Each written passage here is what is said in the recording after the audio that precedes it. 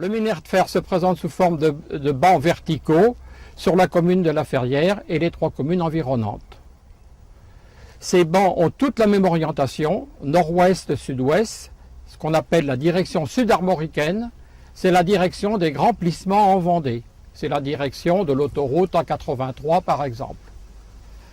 L'exploitation du minerai consiste à l'extraction de ces blocs à une profondeur de 2 ou 3 mètres. Il existait une dizaine de kilomètres de bancs de minerai. On trouve encore sur les 4 communes des déblais de scories rejetés par les bas-fourneaux au cours de la réduction du minerai de fer. Cette réduction nécessitait de grandes quantités de charbon de bois et le dosage du carbone 14 dans le charbon de bois a permis de dater les premières réductions. Ces premières réductions datent du 6e, 7e siècle. Il n'existait pas de réduction à l'époque gallo-romaine. D'autre part, le minerai a été exploité au début du 20e siècle pour être exporté en Allemagne. 6000 tonnes ont été envoyées en Allemagne.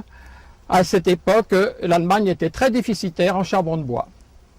Ce minerai était expédié par voie de chemin de fer jusqu'au Sable d'Olonne et ensuite par bateau jusqu'à Rotterdam, en passant par Rotterdam.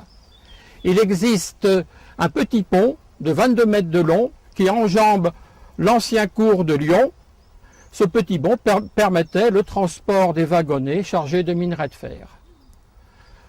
Ce transport de minerai n'a duré que 3 ans, car le minerai de fer était parfois, les envois de minerai étaient trop riches en silice et ces envois étaient refusés. Alors, la commune de La Ferrière a acheté le site des Hautes Termelières. Il existe encore du minerai en place et des excavations. Il serait possible de reconstituer des bas-fourneaux comme il en existait au 6e, 7e siècle.